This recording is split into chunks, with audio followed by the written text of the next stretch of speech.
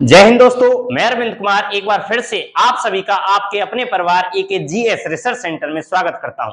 मैं उम्मीद रखता हूं आप खुश होंगे, लाजवाब होंगे, अपनी तैयारी को बहुत ही अच्छे ढंग से कर रहे होंगे एवं सिलेक्शन की तरफ बढ़ रहे होंगे, मंजिल की तरफ हर समय एक सीढ़ी से दूसरी सीढ़ी पर चढ़ रहे होंगे, मंजिल के करीब आप पहुंच रहे होंगे। आपको भी बेहद खुशी हो रही होगी, आप अपने आप को पहले से बेहतर महसूस कर रहे होंगे। तो दोस्तों, आपको पता है हिस्ट्री में हम क्या पढ़ चुके हैं? तो मौर्य वंश जो था, जो मौर्य वंश जो था दोस्तों, उसमें हमने क्या पढ़ा था लास्ट टाइम? तो वो पढ़ा था हमने अशोक सम्राट को। जो अशोक सम्राट था उसको पढ़ा था। अब इसके बाद के जो राजा थे वो इतने महान नहीं थे, उन्होंने कुछ ऐसा नहीं किया था, तो वहां से प्रश्न नहीं बनते हैं। लेकिन कौन कौन से थे ये हम जरूर जान लेंगे, ठीक है ना मित्रों। अब इसका उत्तराधिकारी क्या कौन था? इसका उत्तराधिकारी था आपका कुणाल। कुणाल अशोक का उत्तराधिकारी कौन बना? जो इसका बेटा था कुणाल, ठीक है ना, कुणाल बना। और कुणाल का उत्तराधिकारी कौन बना? संप्रीति। संप्रीति, ठीक है दोस्तों, समझ में आ गया।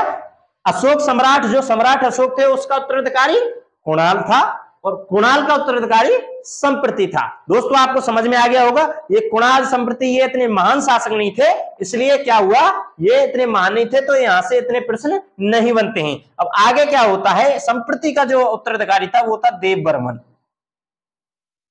देववर्मन, देववर्मन ये भी इतना महान नहीं था, यहां से प्रश्न बनने के बहुत कम चांसेस होते हैं, ठीक है ना।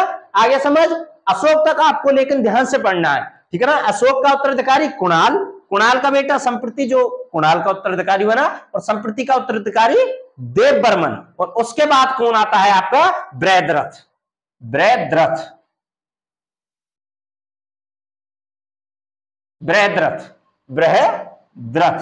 तो दोस्तों, बृहद्रथ यह मौर्य वंश एक ऐसा वंश था मित्रों जो बृहद्रथ ने ही शुरू किया था और बृहद्रथ पर ही जाकर खत्म हो गया। यानी कि इसकी नींव रखने वाला, इसको उत्पत्ति करने वाला, इसका संस्थापक, मौर्य वंश का संस्थापक कौन था? एक बृहद्रथ नाम का राजा था। और वहीं पर इसका अंतिम राजा कौन था? अंतिम शासक कौन था मित्रों? तो आपका जो मौर्य वंश का जो अंतिम राजा था बृहद्रथ, वो ही मौर्य वंश का अंतिम शासक था। मगध का अंतिम सबसे पहला शासक कौन था? बृहद्रथ। और मगध का ही अंतिम शासक कौन था?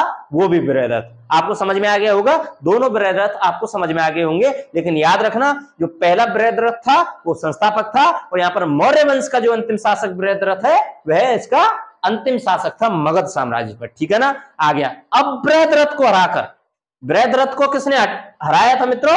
पुष्यमित्र शुंग ने। पुष्यमित्र शुंग ने, पुष्यमित्र शुंग ने बृहद्रथ को हरा दिया। देखिए मित्रों, यहां पर क्या था, ये आपका भारत का नक्शा है, भारत का नक्शा है। तो यहां पर क्या था आपका? मगध। ये क्या है आपका? मगध।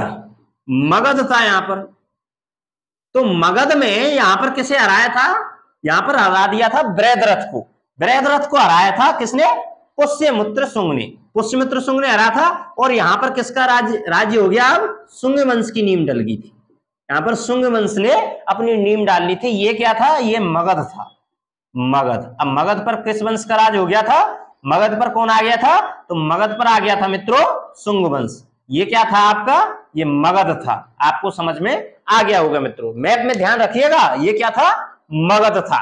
बृहद्रथ को हराकर युद्ध में पुष्यमित्र शुंग ने शुंग वंश की नींव डाल ली थी, जो एक ब्राह्मण वंश था। अब यहां से शुंग वंश की नींव डलने के बाद ब्राह्मण साम्राज्य शुरू हो गया था मित्रों। अगर आपसे पूछे कि ब्राह्मण साम्राज्य की उत्पत्ति किस वंश से हुई थी, तो शुंग वंश से हुई थी। किसने की? पुष्यमित्र शुंग ने की। किसे हराकर की? बृहद्रथ को हराकर की। यहां आपको समझ में आ गया होगा। अब हम क्या जानेंगे? अब हम जानेंगे आपके शुंग वंश के बारे में। अब हम किसके बारे में पढ़ेंगे मित्रों? अब हम पढ़ेंगे शुंग वंश के बारे में। अब हम किसके बारे में पढ़ेंगे? शुंग वंश के बारे में। बड़े ही ध्यान से पढ़ना मित्रों। ब्राह्मण साम्राज्य का पहला वंश कौन कहलाया? वो कहलाया था आपका शुंग वंश। तो सबसे पहले ये कैसा वंश था? देखिए, शुंग वंश। शुंग वंश यह कैसा वंश था? तो ब्राह्मण वंश था, ब्राह्मण वंश था मित्रों। कैसा वंश था? ब्राह्मण वंश था। इसके संस्थापक कौन थे? तो दोस्तों याद रखना, नोट्स टाइप याद रखना, संस्थापक कौन थे? तो इसके संस्थापक थे पुष्यमित्र शुंग। कौन थे? पुष्यमित्र शुंग। पुष्यमित्र शुंग। आपके शुंग वंश के संस्थापक कौन थे? पुष्यमित्र शुंग। किसे हराकर? बृहद्रथ को हराकर। आपको समझ में आ गया होगा मित्रों? आ गया या नहीं आया? आ गया हो गया। अब आगे देखिए, इसकी राजधानी क्या थी? राजधानी क्या थी? राजधानी पीछे पढ़ेंगे जो पुष्यमित्र शुंग ने बनाई थी। तो दोस्तों यह एक ब्राह्मण साम्राज्य था, और ब्राह्मण साम्राज्य होने के कारण इसकी भाषा कैसी थी? संस्कृत भाषा थी। जब इसमें ब्राह्मण रहते थे दोस्तों, तो ब्राह्मण कैसी भाषा बोलते थे?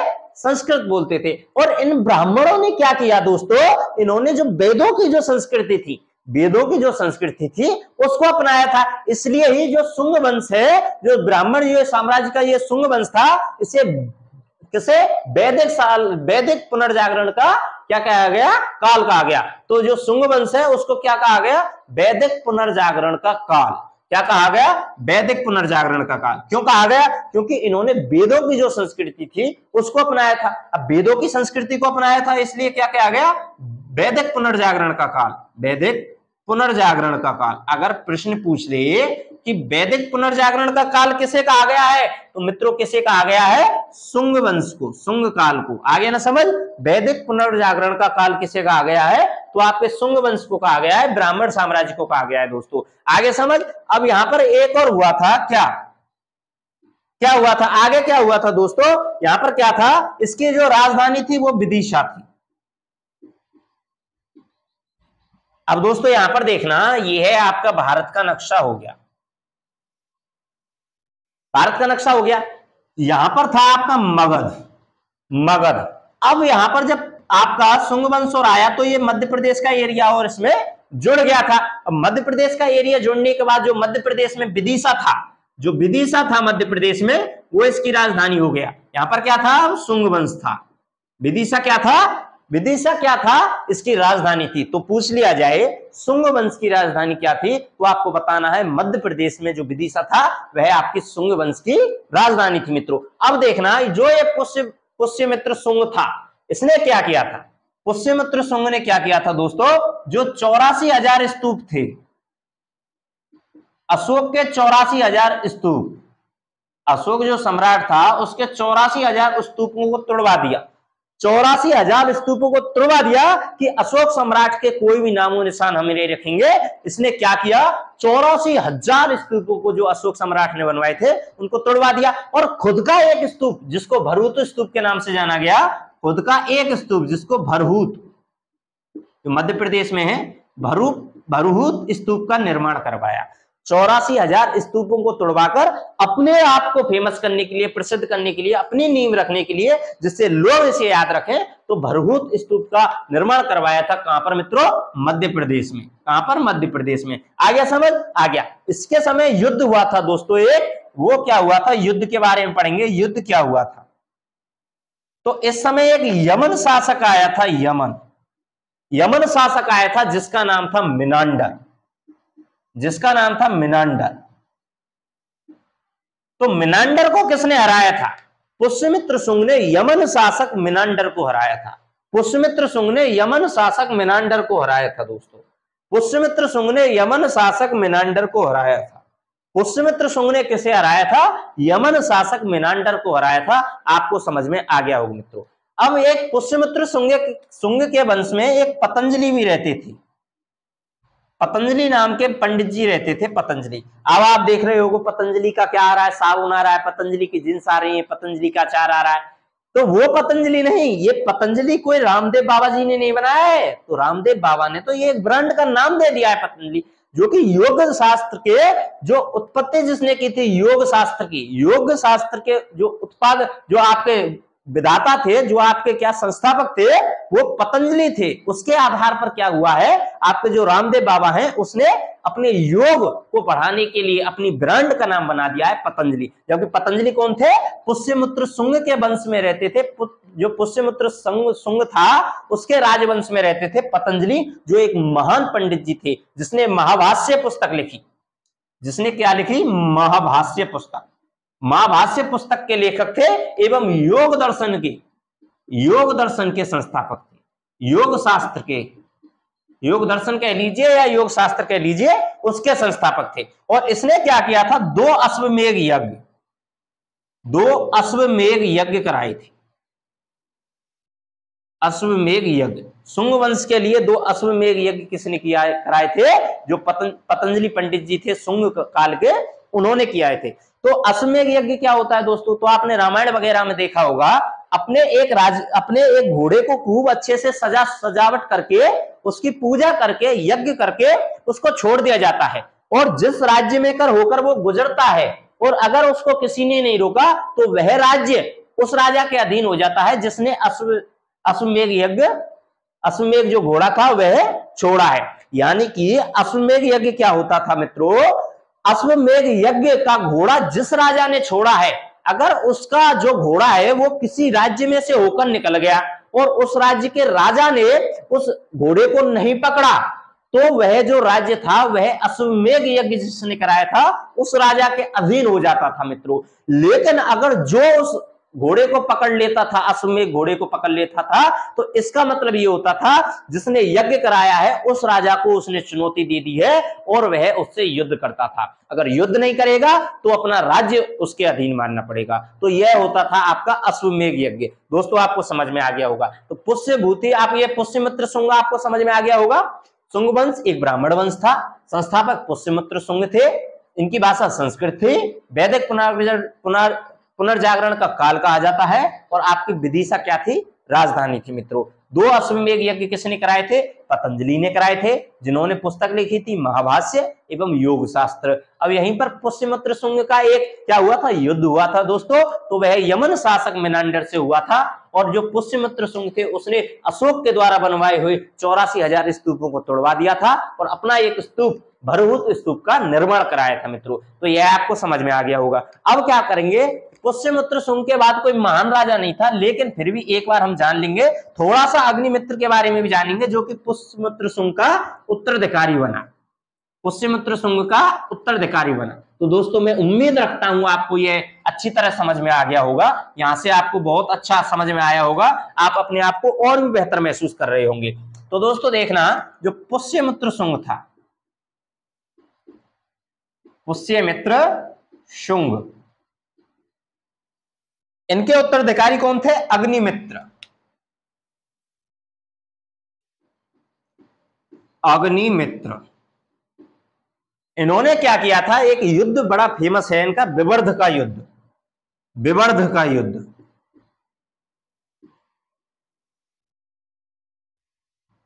विवर्ध का युद्ध। तो दोस्तों विवर्ध का जो युद्ध हुआ था वो किसके साथ हुआ था, वो यज्ञसेन के साथ हुआ था। यज्ञसेन कौन था दोस्तों, विवर्ध का युद्ध क्या हुआ था, यज्ञसेन के साथ हुआ था। यज्ञसेन, यज्ञसेन कौन था, तो अग्निमित्र की एक मालविका नाम की प्रेमिका थी। मालविका, मालविका नाम की प्रेमिका थी, किसकी, अग्निमित्र की, जो इसकी बहन थी। ये क्या था, इसकी बहन थी मालविका मित्र। मालविका मित्र क्या थी, यज्ञसेन की बहन थी, और ये अग्निमित्र मालविका से विवाह रचाना चाहता था, इसलिए विवर्ध का युद्ध हुआ था यज्ञसेन के साथ, क्योंकि यज्ञसेन उसके लिए राजी नहीं था, एग्री नहीं था। और यहां पर क्या हुआ था, अग्निमित्र और यज्ञसेन के बीच युद्ध हुआ था, विवर्ध का युद्ध। फिर या अग्निमित्र की मालविका से शादी हो गई थी, क्योंकि यज्ञसेन यहां पर हार गए थे। तभी कालिदास ने एक पुस्तक लिखी थी, मालविकाग्निमित्रम, मालविकाग्निमित्रम, विकाग्नि मित्रम, मालविकाग्निमित्र किसने लिखी, कालिदास ने। कालिदास शेक्सपियर कहा जाता है, साहित्य का शेक्सपियर कहा जाता है कालिदास को, आपको पता होगा, ठीक है ना। तो क्या मालविकाग्निमित्र किसने लिखी, मालविकाग्निमित्रम कालिदास ने लिखी थी। कब, क्योंकि अग्निमित्र जो थे वो मालविका से प्रेम करते थे और उसने यज्ञसेन को हराकर उसको जीत लिया था। अब दोस्तों अब क्या हुआ था, अग्निमित्र, बस इतना ही इंपोर्टेंट है। अब अग्निमित्र का उत्तराधिकारी कौन बना, अब हम देखेंगे कि अग्निमित्र का उत्तराधिकारी कौन बना। तो अग्निमित्र का जो उत्तराधिकारी बना था दोस्तों, वो बना था वसुज्येष्ठ। कौन बना था, वसुज्येष्ठ। अग्निमित्र का उत्तराधिकारी वसुज्येष्ठ।